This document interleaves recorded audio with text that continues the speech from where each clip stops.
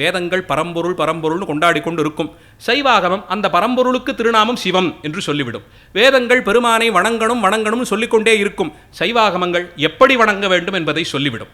இதுதான் வேதத்திற்கும் ஆகமத்திற்கும் வேறுபாடு. அது மறை, நேரடியாக சொல்லாமல் மறைத்து மறைத்து சொல்வதால் அது திருமறைகள்னு பேரு வேதங்களுக்கு. ஆகமங்கள் அந்த மாதிரியான ஒரு சிரமத்தை சங்கடத்தை நமக்கு கொடுக்காமல் தெள்ளத் தெளிவாக வரையறை செய்து, இந்த நேரத்தில் என்ன மாதிரியான திரவியங்களை கொண்டு இப்படி பூஜை செய், இப்படியான மலர்களை கொண்டு இப்படி அர்ச்சித்து உனக்கு வேண்டியதை பெற்றுக்கொள், திருக்கோயில்களை எப்படி கட்ட வேண்டும், அங்கே என்னென்ன காலத்தில் என்னென்ன உற்சவங்கள் நடைபெற வேண்டும், அதிலே நாம் எப்படி கலந்து கொள்ள வேண்டும், திருநீர் எப்படி தரித்துக் கொள்வது, ருத்ராட்சம் எப்படி தரிப்பது, சிவபூஜை எப்படி செய்வது, இப்படி ஆரம்பித்து சாமானிய மனிதர்களும் கூட எளிமையாக புரிந்து கொண்டு கைகொள்ளும் அளவிலே ஆகமங்களை எம்பெருமான் வழங்கி அருளினார். அதனால் தான் வேத சிவாகமங்கள்னு ரெண்டையும் சேர்த்து சேர்த்து சொல்லுவது. வேதங்களிலே பொதுவாக சொல்லியிருக்கக்கூடிய விஷயங்களை இன்னும் எளிமைப்படுத்தி நேரடியாக துல்லியமாக குழப்பத்திற்கு இடமில்லாமல் சைவாகமங்கள் சொல்லி வழங்கும். அப்படியான ஆகமங்களை இந்த நிலையிலே உபதேசம் செய்த கையோடு பெருமான் ஆனந்த தாண்டவம் புரிந்தார். இந்த ஆகமங்களின் வழியே என்னை அடைபவர்கள் பெறக்கூடிய இன்பம் இதுதான் காட்டிக் கொடுத்தார். ஈசதாண்டவ சாட்சினியாக அம்பிகை அருகே இருந்து அந்த ஞானானந்த தாண்டவத்தை தான் பெற்று அந்த இன்பத்தை எதிரே இருந்த உயிர்களுக்கெல்லாம் வழங்கினார். இந்த காட்சியை சமஸ்த தேவர்களும் ரிஷிகளும் இன்னும் இருக்கக்கூடிய அத்தனை பேரும் கண்டுகளித்தோம். ஆதிசேஷா, அதை அப்படியே மனதிலே நான் எழுதி கொண்டேன். இப்போது சிவத்தியானத்திலே அந்த ஆனந்த தாண்டவத்தை தரிசித்தேன் என்று சொல்ல, அப்படி அந்த ஆனந்த தாண்டவத்தின் லட்சணம்தான் என்னவோ என்று ஆதிசேஷன் கேட்க, அதையா எப்படி இந்த வார்த்தையிலே எப்படி நான் சொல்லி முடிப்பேன்? வேதங்கள் தோற்று போய்விடும் ஆதிசேஷா, அதை வர்ணிக்க முயன்றால் முயன்ற அளவிலே சொல்லுகிறேன் என்று சொல்லி தாமே சிருஷ்டிகர்த்தா, தம்மிடத்தே இருந்துதான் படைப்பு தொடங்குகிறது என்பதை வலது மேற்கரத்திலே ஏந்திய துடியின் மூலமாகவும், படைத்த உயிர்களெல்லாம் தன்னாலேயே காப்பாற்றப்படுகின்றன, தானே ஸ்திதிகர்த்தா என்பதை கையில் அபயஹஸ்தமாக கீழ் வலதுகரத்தை பிடித்து காண்பித்தும், எல்லாம் முடிந்து நாடகத்தின் முடிவிலே திரை போடுவது போலே உலகை சம்ஹாரத்திலே மூழ்கடித்து தம்முடைய திருமேனியிலே எல்லா உயிர்களையும் சேர்த்து கொண்டு தாமே பரம்பொருளாய் தனித்து நிற்பவனாக தன்னை காட்டிக் கொடுக்கக்கூடிய சம்ஹார காரியத்திற்கும் தானே கர்த்தா என்பதை காட்டிக் கொடுக்கும் விதமாக சம்ஹார அக்னியை தன்னுடைய இடது மேற்கரத்திலே ஏந்தியபடி உயிர்கள் நல்ல பக்குவ நிலை அடையும் வரையிலும் மறைத்து மறைத்து தானே திரோதானம் என்ற செயலையும் செய்பவன் என்பதை காண்பிக்க, அறியாமையின் வடிவமான அந்த குள்ள பூதத்தை அபஸ்மாரனை கீழே போட்டு அவன் மேலே வலது திருவடியை வைத்து அழுத்தி ஊன்றிய நிலையிலும் அருளும் திறம் தன் ஒருவனுக்கு மட்டுமே உண்டு. அந்தந்த நிலையில் பக்குவமடைந்த உயிர்களை அருளக்கூடிய திறம் அவர் ஒருவருக்கு மட்டுமே உண்டு என்பதை காட்டித்தரும் விதமாக உமாதேவியாருக்கே உரித்தான, அருளுக்கே உரித்தான இடது பாகத்திலே இடது திருவடியை தூக்கி வீசி ஆடிய நிலையிலே ஒரு காட்சியை தந்தார். 8 திசைக்கும் தானே அருள் தருவதை ஜடையிலிருந்த 8 ஜடை பாகங்களும் திசைக்கு ஒன்றாக சுத்தி சுத்தி வர 9வது கற்றை மேலே முடித்து கொண்டார். அதிலே ஊமத்தம் பூவென்ன, எருக்கம் பூவென்ன, பிறை சந்திரன் என்ன, கங்கை என்ன அத்தனையும் தரித்து அலங்காரமாக சர்வாலங்கார பூஷிதர் இல்லை திருமேனி முழுக்க பஸ்மதாரணம் செய்து கொண்டிருந்தார். அந்த அலங்காரத்திற்கே தோற்று போனோம் ஆதிசேஷா. அப்படி ஒரு அலங்காரத்தோடு பூத்த அந்த முறுவல், எந்த நிலை வந்தாலும் நான் இருக்கிறேன்னு காட்டிக் கொடுப்பதற்கு அந்த திருவடியை பார்ப்பதா, அபயம்னு சொன்ன அந்த திருக்கையை பார்ப்பதா, சிரித்து இருக்கக்கூடிய அந்த சிரிப்பை பார்ப்பதா, ஒவ்வொருத்தருக்கும் அவரவர்கள் அளவிலே நான் இருக்கிறேன் கவலைப்படாதேன்னு காட்டிக் கொடுக்க அவயவங்கள் தோறும் அழகிக்கு இலக்கணமாய் காட்சி தந்தார். அழகி அருகிலேயே அம்பிகை சிவாகம வல்லியாக சிவகாம சுந்தரியாக நின்ற நிலை. ஆதிசேஷா, இதை நினைக்குந்தோறும் இன்பம் பெருகும். அதை இப்போது நினைத்து கொண்டேன், இன்னும் ஊன்றி ஊன்றி நினைத்தேன், அதனால் உடம்பு கணம் கூடியது, அதனால் இந்த சிரிப்பு வந்ததுன்னு சொல்ல, பிரபோ இதை சொல்லும் போதே உங்கள் திருமேனியிலே இவ்வளவு மாற்றம், உங்கள் வாக்கிலே இவ்வளவு சந்தோஷம், உங்கள் எண்ணத்திலே இவ்வளவு ஆனந்தம்னா அதையும் இழந்தேனே, என்ன பாவம் செய்தேன், ஒரு காலத்திலும் இதை இன்னொரு முறை இழக்கக்கூடாது, தயவு செய்து இதை தரிசிப்பதற்கு அடுத்த வாய்ப்பு எப்போதுன்னு அருளி செய்ய வேண்டும் என்று கேட்க, கவலையே படாதே, உன் மனசிலே இப்படி ஒரு எண்ணம் வரும் என்றோ தெரியவில்லை, பெருமான் அடுத்து இந்த தாண்டவத்தை இனி ஒரு முறையும் செய்து காண்பிப்பேன் என்று சங்கல்பம் பூண்டுள்ளார். அதற்கு காலமும் நெருங்கி வருகிறது. நீ எல்லா விதத்திலும் புண்ணியம் பெற்றதாகிற பாரத தேசத்தின் தென்கோடியிலே தில்லை மரங்கள் நிறைந்த ஒரு வனப்பகுதி உண்டு. அந்த தில்லை வனத்திற்கு போய் காத்திரு. அங்கே நீ சென்றால் இன்னொரு பரம சிவபக்தனை பார்ப்பாய். அவனோடு சேர்ந்திருந்து நீ சிவபக்தி செய்து பெருமானுடைய ஆனந்த தாண்டவத்தை தரிசிக்கலாம் என்று சொல்ல, யார் அவர், நமக்கு முன்பாகவே அங்கே சென்றதன் காரணம் என்ன என்று ஆதிசேஷன் கேட்க, திருமால் மற்றொரு பெரிய சிவபக்தருடைய பெருமையை சொல்லத் தொடங்குகிறார். திருக்கேதாரத்திலே மத்தியந்தன மகர்ஷி என்றொரு மகர்ஷி இருந்தார். கைலாயத்தை அடுத்த புண்ணியத்தலமாய் விளங்கும் கேதாரத்தையே தனக்கு இருப்பிடமாக கொண்டு கேதாரீஸ்வரரான எம்பெருமானை நித்தமும் பூஜை செய்து வாழ்ந்து வந்தார். அவருக்கு ஒரே ஒரு வரம் மட்டும் வேண்டி இருந்தது. எனக்கடுத்து செய்து வரும் இந்த சிவபூஜையை தொடர்வதற்கு ஒரு பிள்ளை வேண்டும். அந்த பிள்ளையும் சகல விதத்திலும் சிவபக்தியை தவிர வேறு ஒன்றுமே தெரியாத ஒரு பிள்ளையாக, சிவஞானமே வடிவெடுத்த ஒரு பிள்ளையாக ஒரு பிள்ளை வேண்டும் என்று வேண்டி கேட்டுக்கொண்டார். அதற்கு எம்பெருமான், நீ தில்லைவனத்திற்கு போய் அந்த தில்லைவனத்தின் தட்சிணத்திலே ஒரு சிவலிங்க பிரதிஷ்டை செய்து நித்தமும் நம்மை வழிபட்டுவான்னு வாக்கு சொன்னார். அதனால் கேதாரத்திலிருந்து நீங்கிய மத்தியந்தன மகரிஷி தெற்கு நோக்கி எழுந்தருளி வழியிலே இருக்கக்கூடிய புண்ணிய நதிகளிலெல்லாம் ஸ்நானம் செய்து புண்ணியத்தலங்களையெல்லாம் தரிசித்துக் கொண்டு தில்லைவனத்தை வந்தடைந்தார். அதன் தெற்கு பகுதியிலே ஒரு குளம் அமைத்து அதன் கரையிலேயே ஒரு சிவலிங்க பிரதிஷ்டை செய்து தன் திருநாமத்தால் மத்தியந்தனேஸ்வரர் என்றே அவரை நித்தமும் வழிபடத் தொடங்கினார்.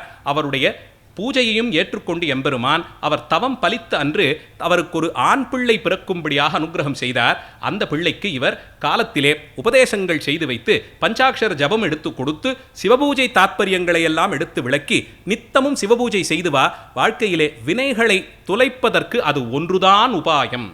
நமசிவாயன்னு சொல்லி ஒரு வில்வத்தை தினமும் ஒரு சிவலிங்க திருமேனியிலே சாத்துவதை விடவும் வாழ்க்கையிலே வினையிலிருந்து தவித்து வெளியேறுவதற்கு வேறு வழியே கிடையாது. சிவநாமம் சொல்லி ஒரு வில்வதளத்தையான சுவாமி திருமேனியிலே சாத்துவதை விடவும் வினை தீர கர்மவினை தீர்வதற்கு வேறு வழியே கிடையாது என்பதை உபதேசமாக செய்து வைக்க அந்த பிள்ளையும் சிறுவயது முதல் தந்தையார் சொன்னபடியே நித்தியம் ஸ்நானம் அனுஷ்டானம் எல்லாம் செய்து முடித்து தனக்காக வேண்டி சிவபூஜை செய்ய தொடங்கினார். அதற்கு தகுதியாக அவருக்கென்று ஒரு லிங்கத்தை பிரதிஷ்டை செய்து அவர் வழிபாடு செய்து வந்தார். அவருக்கு ஒரு எண்ணம் மட்டும் இருந்தது, சிவபெருமானுக்கு அர்ச்சனை செய்வதற்கான புஷ்பங்களை ரொம்ப சுத்தமான நிலையிலேயே பறிக்கணும். எவ்வளவு சுத்தம்னா அதில் இருக்கக்கூடிய மகரந்தத்தை பார்த்து தேனீக்கள் உள்ளே புகுந்து தேனை குடித்து அந்த மகரந்தத்தை கலைச்சுடுமே, அதற்கு முன்பாக அந்த பூக்கள் பறிக்கப்பட வேண்டும். அந்த மகரங்கள் நீங்கிடுத்துன்னா அந்த பூ எச்சில் பட்டதாகிடுது. எச்சில் பட்ட அந்த புஷ்பத்தை சுவாமிக்கு எப்படி சாத்துறது? அதனால தான் அந்த காலத்திலே நந்தவனங்கள் எல்லாம் சிவாலயத்திற்கு வைத்தால் உள்ளுக்குள்ளே என்ன நடக்குதுன்னு தெரியாத அளவிற்கு உயரமான சுத்தி மதில் சுவர் கட்டுவாங்க. அந்த உள்ளே யாருக்கும் பிரவேசத்திற்கு அனுமதியே கிடையாது. உள்ளே பூக்கக்கூடிய பூக்களை பார்த்து இது ரொம்ப அழகா இருக்கே, இந்த நிறம் நல்லா இருக்கே, இதிலிருந்து வர வாசம் இப்படி இருக்கேன்னு நினைத்தாலே அது எச்சில் பட்டதாகிவிடும். அது சிவபூஜைக்கு பயன்படாது. இத்தனை தூரத்திற்கு சுத்தியோடு தான் சிவபூஜைக்கான பூக்கள். பறிக்கும் போது பூவின் பேரில் கைப்படக்கூடாது. அதனால காம்போடு அதை கிள்ளி நம்ம பக்கத்திலே நம்ம பேர்லேயே உடம்பில் இருக்கக்கூடிய தூசி முதலியவைகள்லாம் படாமல் ஒரு கூடையிலே சேர்த்து, அந்த கூடையும் உடம்பிலே பட்டால் வேர்வை தூசி பட்டுடுமோன்னு அந்த கூடையை ஒரு கொம்பிலே கட்டி அந்த கொம்பை தோளிலே சுமந்து கொண்டு வந்து சிவபூஜைக்கு பூக்கள் சேகரிப்பார்கள். நம்ம வீட்டில் ஒரு பெட்டி இருக்குது, அதுக்குள்ளே அப்பப்போ வாங்கி சேகரித்து வைக்கிறோம். அதில் 3வது தட்டு 10, அதுக்கு மேலே இருக்கிறலாம் கொஞ்சம் மடியாக இருக்குன்னு பார்த்து வச்சு ஏதோ ஒரு தட்டில் சுத்தமாக வச்சு அதுலேருந்து எடுத்து சாத்துறோம். பெருமானுக்கு நம்ம நிலைமை தெரியும், நாம் இருக்கிறதுக்கே இவ்வளவு தான் இடம்னும் போது அவரை எவ்வளவு கொண்டாட முடியுமோ அவ்வளவு தான்.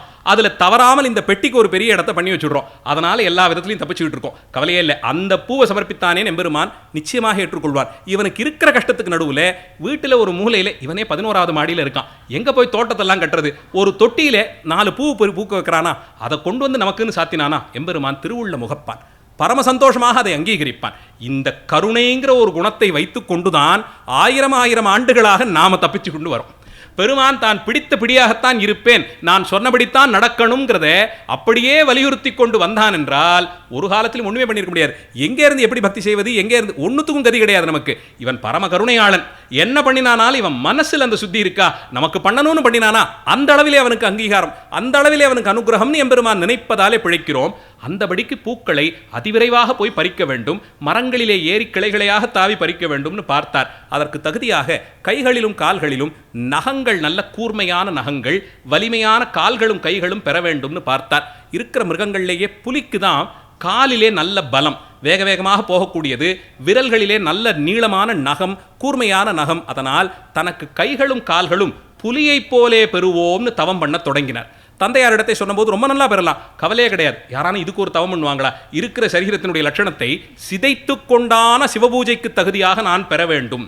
புலிகளை போலே கையும் காலும். ஒரு நிமிஷம் நினைச்சு பாருங்க, நமக்கு அவ்வளவு ஒரு எண்ணம் வருமா? சிவபூஜைக்கு அது தகுதியாக இருந்தால் அதுவும் உயர்ந்ததே. அப்படி ஒரு தவத்தை செய்தார். பெருமானும் அதை அங்கீகரித்து கைகளும் கால்களும் புலிகள் போலே, புலியைப் போலே கூர்மையான நகங்களோடு நல்ல பலத்தோடு வரும்படியாக அனுகிரகம் பண்ணினார். அந்த அளவிலே வியாக்ரபாதர் என்ற பெயரோடு புலிக்கால் முனிவராக கொண்டாடப்படும் நிலையில் ஒரு வடிவம் பெற்று தன் தந்தையாரினுடைய அனுமதியோடு தாம் போய் தில்லை வனத்தினுடைய மேற்கு பகுதியிலே வியாக்ரபுரீஸ்வரர் என்ற பெயரில் தமக்கே தாம் ஒரு சிவலிங்கத்தை பிரதிஷ்டை செய்து சைவாகம விதிப்படி நித்தமும் அந்த எம்பெருமானுக்கு அபிஷேகம் அலங்காரம் செய்து அர்ச்சனை செய்து வழிபட்டு வந்தார். அந்த அர்ச்சனைக்கும் அபிஷேகத்திற்கும் சிவபூஜைக்கும் அவர் கோரிய பலன் தன் தந்தையார் உபதேசித்தபடி, நீ என்றாவது ஒரு நாள் பெருமானுடைய திருவுள்ள உகப்பிற்கு உனக்கு அவர் ஆனந்த தாண்டவ தரிசனம் வழங்க வேண்டும் என்று பிரார்த்தித்துக்கொள். அத்தனை ரிஷிகளுக்கு நடுவே நானும் இருந்து கண்டேன் வியாகரபாதா. அந்த ஆனந்த தாண்டவத்தை பார்த்த பிறகு எதன் பேரிலும் பற்றி இல்லை, எதன் பேரிலும் பற்றில்லாமல் துறந்தேன். க்ஷணப்பொழுதில் பற்றி என்னை விட்டு நீங்கியது, பாசங்களிலிருந்து விடுபெற்றேன். அதை சதா காலமும் தரிசித்துக் கொண்டிருக்க வேண்டும் என்பதே உனக்கும் பிரார்த்தனையாக நீ பிரார்த்தித்து வா என்று சொல்ல, வியாகரபாதராக அவர் போய் அங்கே வியாகரபுரீஸ்வரர் என்றே அழைக்கப்படும் ஒரு கோயிலில் சிவலிங்க பிரதிஷ்டை செய்து வழிபாடு செய்து வந்தார். அவரை போய் நீ பார் என்று மேலே திருமால் ஆக்ஞாபிக்க, ஆதிசேஷன் அங்கிருந்து புறப்பட திருமாலினிடத்தே விடைபெற்று கொண்டு, தான் இல்லாத காலத்தில் திருமாலுக்கு படுக்கையாகலாம் இருக்கணுமே, அதற்கு தன்னுடைய பிள்ளைகளை அங்கே பாம்புகளை அங்கே விட்டு, இவர்கள் நான் இல்லாத காலத்தில் உங்களுக்கு சேஷனாக இருந்து தொண்டு செய்வார்கள் என்று நியமித்து, தான் அதே நிலையில் கீழே இறங்கி வந்து ஒரு குளத்தின் வழியே பூமியை பிளந்து கொண்டு வெளிப்பட்டு, அவர் பதஞ்சலி என்ற திருநாமத்தோடு பாம்பு வடிவத்தோடே தாமும் எழுந்தருளி அவர் தில்லைவனத்தை அடைந்தார். சுத்தி முத்தும் பார்த்தார். அத்தனை ரம்யமாக இருந்தது. அவ்வளவு ஆச்சரியமான வனமாம். குளிர்ந்த வாசம் வீசியது. பார்த்த திசையெங்கிலும் சிவமயமாய் காட்சி தர, என்றோ ஒரு நாள் இங்கே எம்பெருமான் ஆடவிருக்கிறார், நாமும் பார்ப்போம், திருமால் வாக்காச்சே அதுன்னு சந்தோஷப்பட்டவர் அங்கே போய் திருமால் உபதேசித்தபடி தனக்கொரு சிவலிங்கத்தை பிரதிஷ்டை செய்து கொண்டு அவரை அனந்தீஸ்வரர் என்ற நாமத்தினாலேயே அழைத்து தொடர்ந்து பூஜை செய்து வந்தார். அந்த திருக்கோயிலும் தில்லை கோயிலினுடைய மேற்கு பக்கத்திலே இன்றும் இருக்க பார்க்கிறோம். அந்த அனந்தீஸ்வரரான சிவலிங்க பெருமானை இவர் நித்தமும் வழிபாடு செய்து வந்தார் விதிப்படி. இவர்கள் இருவரும் ஒரு நாள் சந்தித்துக் கொள்வதற்கு தகுதியான ஒரு சங்கல்பத்தை எம்பெருமான் செய்தார். இருவருமாக ஒருவரை ஒருவர் பார்த்து கொண்டார்கள். இதுவரை இந்த வனாந்திரத்தில் வேறொருவரையும் நாம் பார்த்ததில்லை. இவர் யாரோ ஜடாபாரத்தோடு திருநீர் ருத்ராட்சத்தோடு இங்கே சிவபூஜை செய்து கொண்டிருக்கிறார்னு வியாகரபாதர் நினைக்க, எதிரே பார்த்த ஆதிசேஷன் பதஞ்சலியானவர் இவர்தான் வியாகரபாதர் போலும், புலிக்கால்களோடு ஒருவர் செய்யும் பூஜையை திருமால் சொன்னாரேன்னு போய் இருவரும் பரஸ்பரம் ஒருவரை ஒருவர் நமஸ்கரித்துக் கொண்டு, சிவபக்தர்கள் ஒருவரை ஒருவர் சந்தித்துக் கொண்டால் உடனே நமஸ்காரம் செய்யணும். அவர் என்னோட வயசில் குறைவர், அவர் ஏன் நான் நமஸ்காரம் பண்ணணும், நான் 10-20 திருவாசக முற்றோதெல்லாம் போயிட்டு வந்துட்டேன், அவர் இன்னும் அதுக்கெல்லாம் வரலை, அவர் பழடியார், நான் புத்தடியார், இதுக்கெல்லாம் இங்கே பேதமே கிடையாது. திருநீறு ருத்ராட்சம் தரித்திருந்தால் எப்படி அடியார்னு தெரிந்து கொள்வது? சந்தேகமே வேண்டாம், வெளித்தோற்றத்திலே இது இருந்தால் போதும். அவர்கள் உள்ளுக்குள்ளே என்ன அது என்ன இதை பற்றின விசாரத்துக்கு நாம் ஆள் கிடையாதுன்னு விட்டார். வெளித்தோற்றம் திருநீறு ருத்ராட்சத்தோடு இருந்ததா அவர் அடியார்கள். கைகூப்பி வணங்க வேண்டியது அங்கே கடமை. பரஸ்பரம் ஒருவரை ஒருவர் குற்றம் விசாரித்துக் கொண்டு வந்ததன் நோக்கம் இருவருக்கும் ஒன்றே என்பதை அறிந்து கொண்ட பிறகு பெருமான் அங்கே அசரீரி வாக்காக இதே தில்லைவனத்தினிடையே கோடி சூரிய பிரகாசத்தோடு எல்லா உலகங்களுக்கும் மூத்தவராய் மூலநாதனாய் திருமூலநாதனாக நாம் காட்சி தருகிறோம், அந்த லிங்கத்தை கண்டடைந்து அவரை வழிபட்டு வாருங்கள் இருவரும் ஒரு சேர என்று வாக்களிக்க, இருவரும் தில்லைவனத்திலே தேடி திரிந்து அங்கே கோட்டி சூரிய பிரகாசத்தோடு அங்கே தோன்றிய ஸ்ரீமூலநாதனான சிவலிங்க திருமேனியை கண்டடைந்து அவரை நித்தமும் பூஜை செய்ய தொடங்கினார்கள். இதுவரையில் 4 சிவலிங்க திருமேனியை பார்த்துட்டோம். ஒன்று தெற்கிலே இருக்கக்கூடிய மத்தியந்தனேஸ்வரர், இன்னைக்கும் சிதம்பரத்திற்கு தெற்கிலே போய் பார்த்தோம்னா அந்த கோவில் அங்கே இருக்கிறது. ஆச்சரியமான சிறிய அளவிலான சோழர் காலத்திய கோயில் தனியே இருக்கிறது. சிதம்பரத்துக்கு மேற்கே வியாகரபுரீஸ்வரர், அவர் மேற்கு ராஜவீதியை அடுத்து இருக்கக்கூடிய இடத்துல இருக்கார். ரொம்ப நெருங்கி போயிடலாம். இன்னைக்கு போய் வியாகரபுரீஸ்வரர்னு கேட்டால் அந்த ஊரில் யாருக்கும் தெரியாது. இளமையாக்கினார் கோயில் என்று அதற்கு பெயர். பின்னாளில் அந்த கோயிலில் தான் திருநீலகண்டத்து குயவனாருக்கு பெருமான் அனுகிரகம் பண்ணினார். அவர்களுக்கு இழந்த இளமையை மீட்டுக் கொடுத்தபடியால் இளமையாக்கினார் கோயில் என்றுதான் இன்றைக்கு அறியப்படுகிறது. அந்த கோயிலுக்கு அப்படியே பின்னாடி கொஞ்ச தூரம் அதே மேற்கு திசையிலே போனால் அனந்தீஸ்வரர் கோயில் என்று இது பதஞ்சலி வழிபட்ட கோயிலும் இருக்கிறது. கோயிலினுடைய 3வது பிரகாரத்தில் ஸ்ரீமூலநாதர் இருக்கார். அந்த பிரகாரத்துக்கே ஸ்ரீமூலநாதர் பிரதட்சணம் தான் பேர். அங்கே இந்த சிவலிங்கமும் இருக்கார். இப்படி 4 சிவலிங்க திருமேனிகளை பார்த்துட்டோம். இவர்கள் இருவரையும் பூஜிக்க தொடங்கினார்கள். சிவபெருமான் திருக்கைலாயத்தில் இருந்தபடியே இந்த எல்லா திருவிளையாடல்களையும் தான் நடத்தி கொண்டே வந்தார். அடியார்கள் கேட்டுக்கொண்டதன் பொருட்டு கீழே இறங்கி வந்து ஆனந்த தாண்டவ தரிசனத்தை வழங்குவதற்கான நாளும் நெருங்கிக் கொண்டே வந்தது. இப்படி இந்த ரகசியத்தை அறிந்து கொண்ட தேவர்கள் எல்லாம் பதஞ்சலி வியாகரபாதர்கள் அங்கே சென்று தவம் செய்கிறார்கள். அதற்கு அவர்கள் வைத்திருக்கக்கூடிய காரணம் ஆனந்த தாண்டவ தரிசனத்தை பெறுவது. இந்த ஆனந்த தாண்டவத்தை அன்றைக்கு தாருகாவனத்திலே பார்த்தோமே, மீண்டும் ஒருமுறை இதை தரிசிக்கவிருக்கிறோம். அதனால் நாம் எல்லோரும் போய் அந்த தில்லைவனத்தையே நமக்கு வீடாய் பற்றி கொண்டு அங்கேயே இருப்போம்னு பிரம்மாவின் தலைமையிலே புறப்பட்டார்கள். பிரம்மன், சரஸ்வதி, திருமால், மகாலட்சுமி, இந்திரன், இந்திராணி என்று அத்தனை தேவர்களும் தேவிமார்களோடு புறப்பட்டு எல்லோருமாக சிதம்பர க்ஷேத்திரத்தை அடைந்தார்கள். தில்லையின் எல்லைக்குள்ளே வருவதற்கு முன்பாக அவர்கள் தில்லையின் வடமேற்கு பகுதியிலே ஒரு சிவலிங்க பிரதிஷ்டை செய்து பிரம்மன் தலைமையிலே அத்தனை தேவர்களும் அங்கே கூடியிருந்து சிவபூஜை செய்தார்கள். இன்றைக்கும் பிரம்மபுரீஸ்வரர் திருக்கோயில் என்ற பெயரோடு அந்த சுவாமியும் காட்சி தரார். இது தில்லைக்கு வடமேற்கிலே சீர்காழி போகக்கூடிய அந்த புறவழிச்சாலையிலே திருக்கலாஞ்சேரி என்ற பகுதியிலே இந்த திருக்கோயிலும் இருக்க பார்க்கலாம்.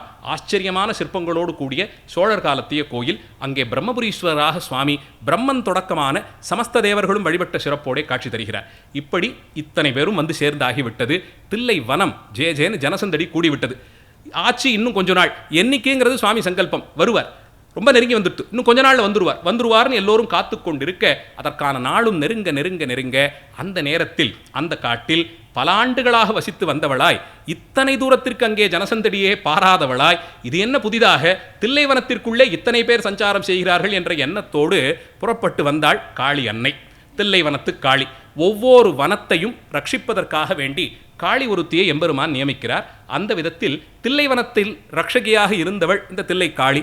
அவள் புறப்பட்டு வந்து பிரம்மன் தலைமையிலே இருந்த தேவர்களை எல்லாம் பார், யார் நீங்கள், உங்களுக்கு இங்கே என்ன காரியம், இந்த காட்டிலே உங்களுக்கு இந்த சஞ்சாரம் யார் வழங்கிய அனுமதி என்று கேட்க பிரம்மன் அம்மையை வழங்கி நடக்கவிருந்த சரித்திரத்தை எல்லாம் எடுத்து சொல்லி சிவபெருமான் இந்த வனத்தை அடைந்து இருக்கும்படியாய் உபதேசம் செய்ததையும் காலம் பொருந்தி வரும்போது தாமே இந்த திருத்தலத்திற்கு எழுந்தருளி ஆனந்த தாண்டவம் ஆடவிருக்கிறார் என்ற செய்தியையும் எடுத்து சொல்ல யாரை கேட்டுக்கொண்டு இந்த ஏற்பாடெல்லாம் நடந்தது.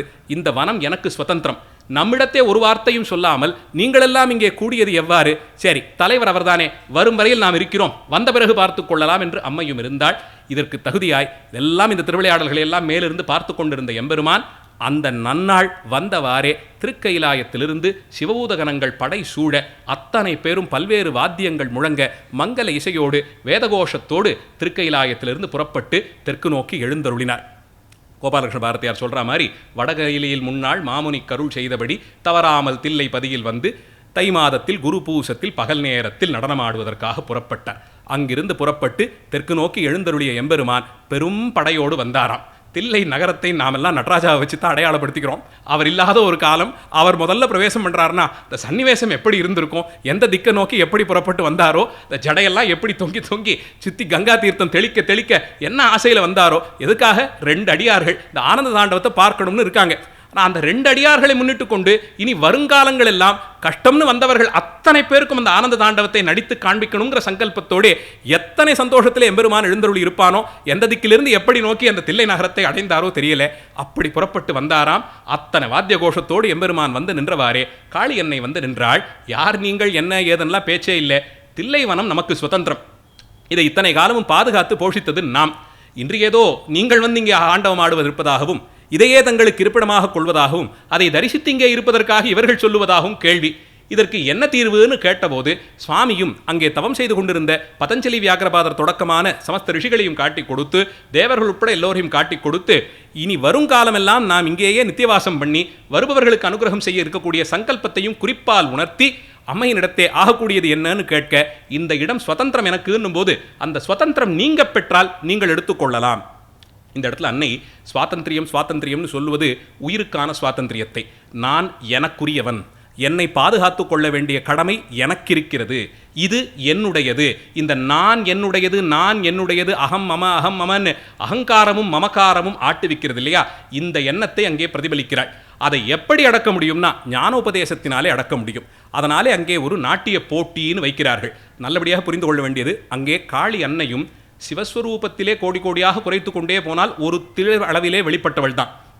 அல்ல, அன்னையும் பெருமானை எதிர்த்தாள் என்பதில்லை. ஆனால் ஆணவமலம் நீங்கினால் உயிர்கள் அடையக்கூடிய இன்பத்தை திருவிளையாடலாக தாமும் அங்கே கலந்து கொண்டு நடித்து காண்பிக்கிறாள். அப்போது அவர்களுக்கிடையே ஒரு நாட்டிய போட்டி என்று புராணங்கள் சொல்ல பார்க்கிறோம். அதிலே அன்னை சுவாமி செய்யக்கூடிய அத்தனை அடவுகளையும் அன்னையும் செய்ய வேண்டியது, சுவாமி கையை பிடித்த முதிரையெல்லாம் அவளும் செய்ய வேண்டியது, அவர் காட்டி கொடுத்தபடியே எல்லா விதமான அங்க அசைவுகளையும் தானும் செய்வது என்று போட்டி நிச்சயமானதென்றும் அதற்கு உடனடியாக அங்கே பிரம்மாண்டமாய் ஒரு மேடை ஏற்பட்டதென்றும் அதிலே எம்பெருமான் ஒவ்வொரு அடவாக தான் புரிய அம்பிகையும் புரிந்து கொண்டே வந்தாள். இந்த தாண்டவம் இப்படி சென்று கொண்டே இருந்தபோது தேவர்கள் எல்லாம் புடைசூழ அடுத்து என்னவோன்னு பார்த்து நின்றபோது பெருமானுடைய திருச்செவியிலே அணிந்திருந்த ஸ்படிக குண்டலம் ஒன்று கீழே விழுந்தது. அது கீழே விழுந்தது. நாட்டியத்திலே இந்த அலங்காரம் செய்து கொண்டு ஆடும்போது அந்த அலங்காரத்தில் ஏதாவது மாற்றம் ஏற்பட்டு விட்டால் அது ஒரு தோஷம். நின்று அந்த இடத்துல அதை திருப்பி எடுத்து காதலை போட்டுக்கொண்டெல்லாம் ஆடினார்கள்னா அது ஒரு தோஷம். ஏன்னா இந்த அலங்காரமாக சொல்லக்கூடியது ஆகாரியம்னு சொல்லுவாங்க. இந்த வஸ்திரம், ஆபரணம், சௌரி, குஞ்சம் எல்லாம் அது அத்தனையும் ரொம்ப தீர்க்கமாக பொருத்தப்பட்டிருக்கணும். எல்லாருக்கும் தெரியும் அதெல்லாம் மேலே சேர்க்கப்பட்டது தான். ஆடக்கூடிய வேகத்தில் இது களைந்து விழுந்து விட்டால் அது அலங்காரம் பண்ணினதில் பெரிய தோஷமாகிவிடும். அது நேரடியாக அந்த கலைஞரையே சேரும். அந்த நாட்டியமே தோஷம்னு சொல்லிடுவாங்க. அதனால் பெருமான் நிறுத்தி அந்த ஸ்படிக குண்டலத்தை எடுத்து சேர்க்க முடியாது.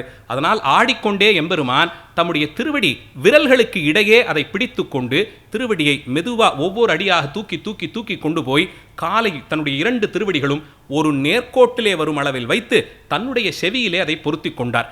இதை பார்த்த மாத்திரத்தில் அம்பிகை ஞானம் பெறப்பட்டு இது பெருமானுக்கு முன்னாக நான் எனது என்ற எண்ணத்தோடு இருக்கக்கூடாதுன்னு ஒதுங்கினாள்.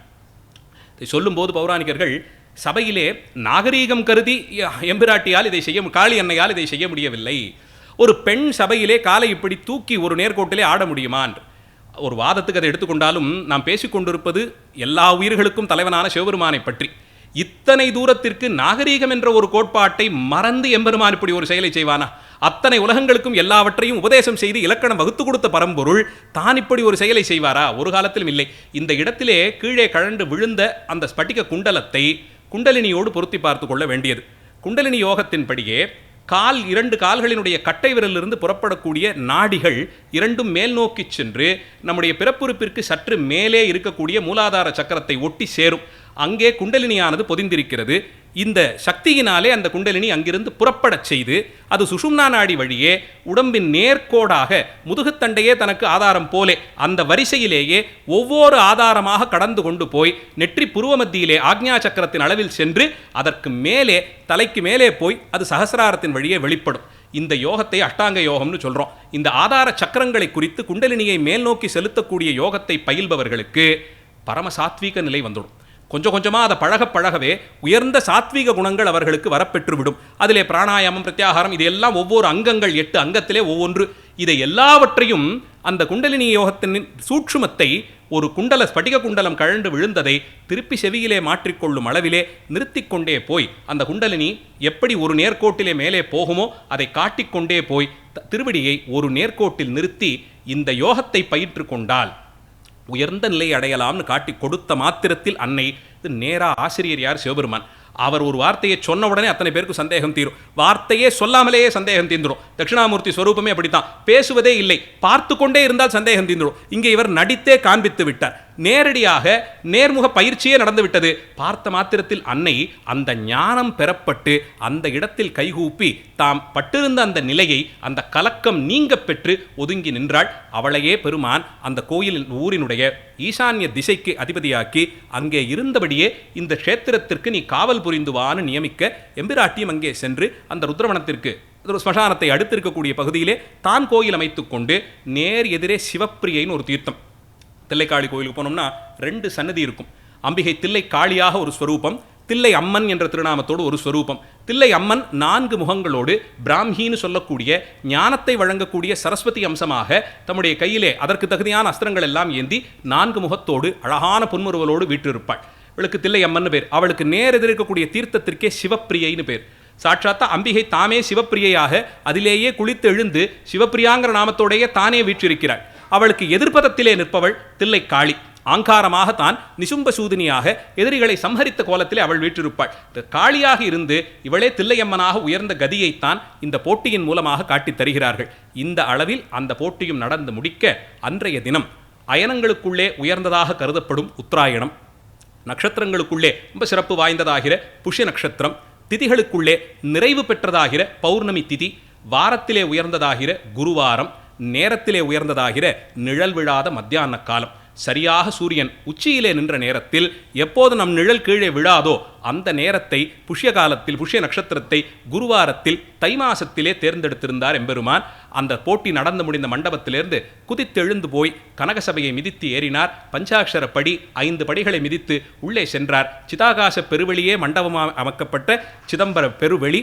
அந்த இடத்தில் திரும்பி நின்றவர் சிற்சபையின் உள்ளே ஆனந்த தாண்டவத்திற்கு முன்பாக பல்வேறு விதமான அடவுகளையும் எடுத்து ஒவ்வொன்றாக நாட்டிய சாஸ்திரத்தை முழுவதுமாய் எல்லோருக்கும் உபதேசம் செய்து முடிக்க பதஞ்சலி வியாக்கிரபாதர் எதிரே நிற்க, அருகிலே இடது பாகத்தில் அம்பிகை சிவாகம சுந்தரியாக ஒவ்வொரு தாண்டவ அடவையும் பார்த்து பார்த்து ரசித்து சிரித்தபடியே அந்த அழகின் அருளையெல்லாம் நமக்கு வாரி வழங்க, பதஞ்சலி வியாக்கிரபாதர்கள் தொடக்கமாக கூடியிருந்த சமஸ்த தேவர்களுக்கும் ரிஷிகளுக்கும் அட்டதிக்பாலகர்களுக்கும் 9 கிரகங்களுக்கும் இன்னும் அநேகர்களுக்கும் வித்யேஸ்வரர்கள் அத்தனை பேருக்கும் அந்த அனுகிரகத்தை வாரி வழங்கியபடி எப்போது அடுத்த ஆனந்த தாண்டவம் எல்லோரும் காத்து கொண்டிருந்த போது சரியாக உச்சிப்பொழுது சூரியன் தொட்ட நேரத்திலே பெருமான் புன்முறுவல் பூத்தபடியே வலது திருவடியை கீழே அபஸ்மார புருஷனான ஆணவத்தின் வடிவமான அவன் பேரிலே வைத்து அழுத்தி இடது திருவடியை தூக்கி வீசி வலது கீழ்கரத்தால் அபயம் காட்டி கொடுத்து வலது மேற்கரத்திலே துடியை இசைத்து கொண்டு இடது மேற்கரத்தில் அக்னியை ஏந்தி இடது கீழ்கரத்தை மார்பிற்கு குறுக்கே எடுத்து வீசி திருவடியை காட்டி கொடுத்து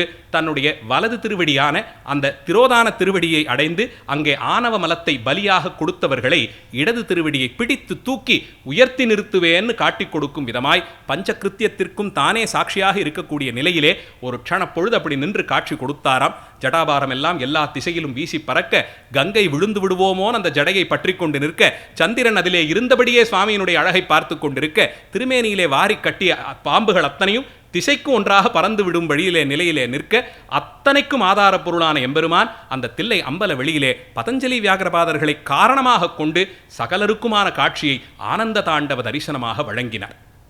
இந்த இடத்தில் பதஞ்சலி வியாக்கிரபாதர்கள் கண்ணீர் மல்க விழுந்து வணங்கி பலமுறை ஸ்தோத்திரம் செய்து இருந்த நிலையை தான் என்ற நிலையெல்லாம் மறந்து போய் ஆனந்த கூத்தாடி நாங்கள் செய்த தவமும் பலித்ததோன்னு அங்கே மகிழ்ந்து காட்சி தந்த நிலையிலே அம்பிகையோடு கூடிய அம்பலவாணரின் தாண்டவத்தை பார்த்து பெருமான் இன்னும் என்ன வேண்டும் என்று கேட்பது போலே புன்னகை பூக்க இருவரும் பலமுறை விழுந்து வணங்கி, சபாபதே பெருமானே, கருணைக்கு என்னையா ஈடு, நாங்களும் தவம் செய்தோம்னு எங்களை முன்னிட்டு கொண்டு வந்து வழங்கிய காட்சி எங்களுக்கென்ற நிலையிலே இல்லாது இனி வருங்காலமெல்லாம் யார் யார் இந்த ஸ்தலத்தை நாடி வந்து இதன் எல்லையை தொட்டு உள்ளே வந்து உம்முடைய இந்த ஆனந்த தாண்டவ தரிசனத்தை பார்க்கிறார்களோ, பார்த்த மாத்திரத்தில் அவர்கள் மனதிலே இருக்கக்கூடிய பாரத்தை உடனடியாக நீக்கி பெரும் ஆனந்தத்தை அவர்களுக்கும் வழங்க வேண்டும். உம்மை தரிசிக்க இந்த சன்னதியிலே நிற்கும் காலத்தில் அவர்கள் எண்ணமெல்லாம் மகிழ்ச்சியோடு இருக்கும்படியாய் செய்ய வேண்டும். இந்த ஆனந்தத்தை அவர்கள் பருகி இனியொரு முறை பிறவி வேண்டாம்னு சொல்லும் அளவில் அவர்களை மோட்சத்திற்கு கொண்டு போய் நிறுத்த வேண்டும். இது ஒன்றே பிரார்த்தனைன்னு கேட்டுக்கொள்ள எம்பெருமான் மோட்சத்திற்கு அதிகாரிகளானவர்கள் வருந்தனையும் தாம் இங்கேயே இருந்து எல்லோருக்கும் அந்த பேரின்பமாகிற மோட்ச உலகத்தின் அனுபவத்தை சில திவலைகளாவது இங்கே வந்து நிற்கும் காலத்திலே வழங்குகிறோம். அவர்கள் அதிலே இன்புற்று மோட்சத்தின் சாம்ராஜ்யத்தினுடைய அங்கே பெறக்கூடிய ஆனந்தம் எத்தகையது என்பதை புரிந்து கொள்ளட்டும் என்று ஆசீர்வாதம் செய்து அந்த தலத்திலே தாம் நித்தியவாசம் செய்வதாய் சத்தியம் செய்து கொடுத்து அங்கேயே எழுந்தருளினார். பதஞ்சலி வியாக்கிரபாதர்களை தமக்கு நித்தியமும் பூஜை செய்யும் பொருட்டு அவர்களை கொண்டே பூஜா கல்பங்கள் வெளிப்படும்படியாகவும் செய்தார் என்றும், அந்த பூஜைக்கு தகுதியாக சிரசிலே அணிந்திருந்த கங்கையை தமக்கு சன்னதிக்கு பக்கத்திலேயே ஒரு குளமாய் தேங்கியிருக்கும்படியாய் சொல்லி அங்கேயே அவளே தான் சிவகங்கை என்ற திருநாமத்தோடு ஒரு பெரிய தீர்த்தமாக பூக்கும்படியாயும் செய்து தம்முடைய நிர்மால்யம் சகலமும் அந்த சிவகங்கை தீர்த்தத்திலே சென்று சேரும்படியும் அந்த சிவகங்கையிலே மூழ்கினவர்கள் சிவத்திலேயே மூழ்கி எழுந்த சிறப்பை பெற்றார்களாவார்கள் என்று அனுகிரகம் செய்து அந்த தீர்த்த சிறப்பையும் அவர்களுக்கு உபதேசம் செய்து அந்த தலத்தையே தமக்கான வீடாய்க்கொண்டு வீற்றிருக்கத் தொடங்கினார். அப்போது எம்பெருமானுக்கென்றே அகம்படி தொண்டிற்காக அவரை நித்தியமும் விதிப்படி பூஜிப்பதற்காக தாமே ஒருவராய் நின்று அவர்களுக்குள்ளேயே தாமும் ஒருவராய் இருக்கும்படியாய் 3000 வேதியர்களை உடனழைத்து வந்தார். தில்லைவாழ் அந்தணர்கள் என்றவர்களை சொல்லி திரிசகஸ்ரர்கள் என்றும் அவர்கள் பூமியிலே வாழும் தேவர்களுக்கொப்பானவர்கள் என்றவர்களுக்கு சிறப்பை எல்லாம் சொல்லி அதில் நாமும் ஒருவனாய் நிற்கிறேன்னு வார்த்தை அருளி சொல்லி அவர்களோடு தாமும் அங்கேயே இருக்கத் தொடங்கினார். அப்படியான அந்த திரிஸ்வதந்திரர்களை அழைத்து கொண்டு பிரம்மதேவன் ஒரு யாகத்திற்கு அவர்களை அழைத்து கொண்டு செல்கிறார். அந்தர்வேதின்னு ஒரு பகுதி, அது இன்னைக்கும் ஆந்திர பிரதேசத்திலே கிருஷ்ணா நதி போய் கடலில் கலக்கக்கூடிய இடத்துல இருக்குது. ரொம்ப பவித்திரமான க்ஷேத்திரம். அங்கே சென்று பல்வேறு யாகங்களை பலரும் செய்து வருகிறார்கள். இந்த தில்லைவாழந்தனர்களை அழைத்து கொண்டு போய் அங்கே ஒரு பெரிய யாகத்தை பிரம்மன் செய்ய அந்த யாகத்தின் முடிவிலே பெருமான் ஒரு மாணிக்க கல்லால் ஆன திருவுருவமாக வெளிப்பட்டு வந்தார். ஒரு ஒளிமயமான ரத்தினத்தின் வடிவிலே நடராஜ பெருமானுடைய ஒரு சிறிய திருமேனி வந்தது. பார்த்த தீட்சிதர்கள் எல்லாம் தில்லைவாழ் அந்தணர்கள் இவரை என்ன செய்வதென்று கேட்டபோது, நம்மை நித்தியமும் வழிபாடு செய்வதற்கு இந்த மூர்த்தத்தை வைத்துக் கொள்ளுங்கள், விசேஷ காலத்திலே நடராஜ பெருமானுக்கு விசேஷமான அபிஷேகங்கள், நித்திய அபிஷேகத்திற்கு நாம் எந்த மத்தியான காலத்திலே இங்கே வந்து தோன்றினோமோ அந்த கணக்கிற்கு ஒவ்வொரு நாளும் மத்தியான பூஜையிலே நம்மை வணங்கி வழிபடுவதற்கு தகுதியாய் இந்த திருவுருவை வைத்துக் கொள்ளுங்கள் என்று சொல்ல அந்த பெருமானையும் எழுந்தருளச் செய்து கொண்டு இவர்கள் தில்லைக்கு வந்து சேர்ந்தார்கள். வந்தபோது அதிலே இருந்த தலைமை ஒவ்வொருத்தராக வந்து சேர்ந்தார்களான்னு எண்ணினார். போனது அத்தனை பேர் போனோமே, அத்தனை பேரும் மீண்டாகி விட்டதா, நம்ம 3000 பேர்னு ஒரு கணக்காச்சேன்னு தலைக்கணக்கை எடுக்க தொடங்கினார். எப்படி கணக்கு பண்ணி பார்த்தாலும் 2999 வந்து நின்னது. ஒருத்தர் யாரையோ அந்தர்வேதியிலே விட்டு விட்டோமோ, வரும் வழியிலே தவற விட்டோமோ, யாரவர் உங்கள் பந்துக்களான்னு பாருங்கன்னு ஒவ்வொருத்தராக கேட்டுக்கொண்டே வர சபையிலிருந்து அசரீரி, கணக்கு தவறலப்பா, உங்களுக்குள்ளே நானும் ஒருவன், என்ன சேர்த்துக்க மறந்துட்டீங்க, நீங்க என்னோட சேர்த்து தான் இந்த 3000 கணக்குன்னு எம்பெருமான் அருளி செய்தார். இன்று வரையிலும் அந்த வாக்கிற்கு தாமே கட்டுப்பட்டு அவர்களுக்கு ஒன்றுன்னா அவர்களை விட்டு கொடுக்காது தான் வந்து முன்னே நிற்பதை பெருமான் செய்து கொண்டே இருக்கிறார். கடுமையான கலிகாலத்தில் கூட அவர்கள் ஒரு சிரமப்பட்டார்கள் என்றால் எங்கிருந்தோ ஏதோ ஒரு நிலையிலே எம்பெருமான் எழுந்தருளி, உங்களுக்குள் நான் ஒருவன், உங்களுக்கு வந்த சிரமம் எனக்கும் வந்தபடிக்குத்தான், அதை எப்படி நான் தீர்ப்பாமல் இருப்பேன்னு எத்தனை இடத்திற்கு சென்றாலும், எத்தனை நீதிமன்றங்கள் எவ்வளவு ஏறினாலும் கொண்டாலும் ஒரு நிலையிலும் அவர்களை விட்டுக் கொடுப்பதில்லை என்று அவர்களுக்காக தானே போய் நின்று எல்லா நிலையிலும் அவர்களுக்கு உபகாரமாக இருந்து வருகிறார். அதனால் அவர்களுக்குள் ஒருவராக தாம் இருந்து தில்லைவாழ் அந்தனராக நின்றார். அதனால்தான் திருவாரூரிலே சுந்தரமூர்த்தி சுவாமிகளை விட்டு அடியார் பெருமையை பாடுன்னு தியாகராஜ பெருமான் சொன்னபோது, யார் அடியார்கள் எங்கிருந்து தொடங்குவதுன்னு தெரியலைன்னு சுந்தரர் நினைத்த போது, நான் சொல்றேன் இருக்கிற அடியார்களில் முதல் அடியார் நாமத்தை நான் சொல்லி தொடங்குகிறேன்னு தில்லைவாழ் அந்தனர்தம் அடியார்க்கும் அடியேன்னு அடியெடுத்து கொடுக்க, அங்கிருந்து சுந்தரர் பாடி பாடி பாடி திருத்தொண்டர் தொகையை தியாகராஜ பெருமான் பாடி நாம் பெற்றோம். அடியாரை வணங்கும் பெருமான் அவர்தான். அடியார்களுக்கு நான் அடிமைன்னு ஒரு பெருமான் சொல்லணும்னா தியாகராஜ பெருமான் தான் அதை சொன்னார். அந்தபடிக்கு தில்லைவாழ் அந்தணர்களை அடியார் பெருமக்களுக்குள்ளே தொகையடியாரில் தலையானவர்களாக வைத்து அவர்களை நம்பியே தாமும் இருப்பதை காட்டிக் கொடுத்தார் எம்பெருமான். அன்று தொடங்கியது தில்லை மாநகரத்திற்கான சிறப்பு. இப்படி இந்த க்ஷேத்திரம் மகாக்ஷேத்திரமாக தில்லை வனமாக இருந்த தலம் புலியான ஒருவர் வழிபட்டபடியால் புலியூராயும் அவர் பெரும்பற்ற புலியூர்னு பின்னாளிலே அழைக்கும்படியான நிலைக்கு உயர்ந்தது. பெரும்பற்று அப்படின்னு சொன்னால் சிறப்பான இடம், அனுமதிக்கப்பெற்ற இடங்கள் எல்லாம். நாமே ஊர்களில் கண்டோன்மெண்ட் அப்படின்னு ஒரு பகுதியை பார்ப்போம். அது இந்த நகரத்துக்குள்ளேயே ஒரு பகுதியாக இருக்கும். ஆனால் இங்கே இருக்கக்கூடிய காவல்துறை அங்கே போய் அவருடைய அதிகாரத்தை அங்கே செலுத்த முடியாது. அது தனியாகவே இருக்கக்கூடியது. அதற்கென்று சட்டத்திட்டங்கள் வேறே, அங்கே இருக்கக்கூடிய காவல் அமைப்பெல்லாம் வேறே. இவர்கள் உள்ளே செல்வதற்கே அவர்கள்ட்ட அனுமதி பெறணும். அது விசேஷமான ஒரு அமைப்பாக கருதப்படுகிறதே. அதுபோலே அந்த காலத்திலேயே, அந்த காலம் நான் சொல்றது கிட்டத்தட்ட அப்பர் சுவாமிகள் காலத்துக்கு முன்னாடியே இருக்கணும், சிதம்பரம் தன்னுடைய சிறப்பின் கருதி, அதனுடைய விசேஷ தன்மையை கருதி பெரும்பற்றுன்னு அதை தனியாக பிரித்திருந்தார்கள். அதற்கான அடையாளமே பெரும்பற்றுன்னு தனியாக பிரிக்கப்பட்டு இருந்தது. பல ஊர்களில் பெரும்பற்று உண்டு. இன்னும் கல்வெட்டுகளிலே வேறு சில ஊர்களுக்கும் இது பெரும்பற்றாக பிரிக்கப்பட்டதுன்னு சொல்லிடுவோம். அப்படின்னா அந்த இடத்திலே பக்கத்திலே இருக்கக்கூடிய ராஜ்யம் இங்கே செல்லுபடியாகாது. அதற்கென்று தனியே விதிகள், அதற்கென்று தனியே சட்டத்திட்டங்கள் இருக்கும். இன்று வரையிலும் கோயில் நிர்வாகம் தங்களுக்கான சட்டத்திட்டத்தோடு இயங்கி வருகிறார்கள். அப்படியான ஒரு பெரும்பற்றாக இது அறிவிக்கப்பட்டது. அப்பர் சுவாமிகள் அதனால் தான் பெரும்பற்ற புலியூர் என்று இதை கொண்டாடுகிறார். அப்படி ஒரு பெரும்பற்றாய் இது இருக்க, கௌடதேசத்திலிருந்து ஒரு அரசன் இந்த க்ஷேத்திரத்தை நாடி வந்தான். அவனுக்கு பேரே ஸ்வேதவர்மன். உடம்பெல்லாம் வெள்ளவளையர் இருந்ததாம். வெளிர்த்து போன அந்த திருமேனி காரணம் தோலிலே சருமத்திலே ஒரு நோய். அதனால் அவன் அடுத்து அரசு பதவிக்கு வர முடியாதுன்னு சொல்லிட்டாங்க. அர்த்தசாஸ்திரத்திலே சாணக்கியர் யார் யாருக்கு என்னென்னலாம் தர முடியாது ராஜ்யபாரத்தை பற்றி சொல்லும்போது, என்னென்ன காரணத்தால் ராஜ்யபாரம் சிலருக்கு கொடுக்க முடியாதுன்னு சொல்லும்போது, இது மாதிரி வரக்கூடிய நோய் அது மற்றவர்களை தாக்கிவிடும். அதனால் அரசனுக்கு இந்த நோய் இருந்தால் அவனுக்கு ராஜ்யபாரம் செல்லாதுன்னு சொல்றார். அந்தபடிக்கு இவனை அரசனாக்க முடியவில்லை. அதனால் தானும் மனம் உழன்று போய் அங்கிருந்து வெளிப்பட்டு பல்வேறு தலங்களையும் தரிசித்துக் கொண்டு வந்தவன் யாரோ சொல்ல கேட்டு தில்லை தலத்தை வந்தடைந்தான். வந்தவன் நேரே போய் சபாநாயகரை தரிசனம் செய்து சிவகங்கை தீர்த்தத்திலே மூழ்கி வரும்படியாக அங்கே இருந்தவர்கள் சொல்ல தாமும் போய் கங்கையிலும் சிறந்ததாகிற சிவகங்கையிலே மூழ்கினான். கங்கையிலும் சிறந்ததுன்னு சொல்லுவதற்கு காரணம், நேராக நித்தியமும் நடராஜ பெருமானுடைய வழிபாட்டு நிர்மால்யம் பூரா அங்கத்தானே போய் கலக்குது. சிவநிர்மால்யம் கலந்து கலந்து கலந்து அது கோடி கங்கைக்கு ஈடாய் போனதே. அந்த கங்கையிலே தான் போய் ஸ்நானம் செய்து விதிப்படி நடராஜ பெருமானை தரிசிக்க தொடங்கினான். ஸ்நானம் செய்த நொடி பொழுதே ஸ்வேதவர்மனாக உடம்பெல்லாம் வெளிரிப்போன தோலோடு இருந்தவன் ஹிரண்யவர்மன் என்று சொல்லும்படியாய் நல்ல தகதகான்னு மின்னக்கூடிய பொன்னிறமான சரீரம் பெற்றானாம். அந்த சரீரத்தோடு அவன் வந்து நடராஜ பெருமானை வழிபட்டு தன்னுடைய தேசத்திற்கு இங்கிருந்து தூது அனுப்பினான். எனக்கு எல்லாம் ஸ்வஸ்தமாகி விட்டது, அடுத்து ராஜ்யபாரத்துக்கு நானே வரலாம். ஆனால் இங்கிருந்து புறப்பட்டு அங்கே வரப்போறதில்லை. அந்த கௌட தேசம் தான் எனக்கு வேண்டாம்னு என்னை வெளியே தள்ளியதே. நான் இங்கேயே இருக்க போகிறேன். என்னுடைய கொடி, கிரீடம், உடைவாள், ஆரம் இதெல்லாத்தையும் எடுத்துக்கிட்டு இங்கே வாங்க. இங்கே வந்து இந்த எம்பெருமான் முன்பாக நான் முடிசூடிக் கொண்டு இங்கிருந்து ஆட்சி செய்கிறேன்னு சொல்ல அவனுடைய கொடிதான் புலிக்கொடி. கௌடதேசங்கிறது இன்னைக்கும் நம்முடைய மேற்கு வங்காளம் பக்கத்தில் இன்னொரு நாடு இருக்கே பங்களாதேஷ், இதெல்லாம் அடக்கிய பகுதி, பீகாரினுடைய ஒரு பகுதி, இதெல்லாம் சேர்த்து அடக்கிய பகுதி தான் அந்த காலத்திய கௌடதேசம். அங்கே இந்த புலிகள் இன்னும் இருப்பதை நாம் பார்க்கிறோம். பெங்கால் பகுதியில் தான் அந்த புலிகள் எல்லாம் இன்னும் இருக்கு.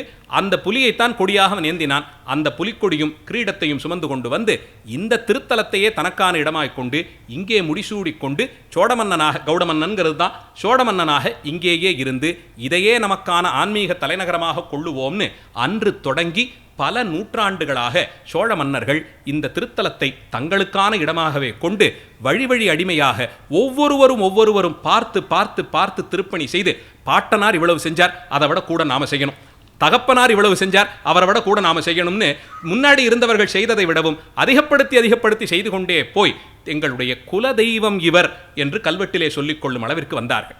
குல தெய்வம் என்றே நடராஜ பெருமானை அவர்கள் சொல்லிக் கொள்கிறார்கள்.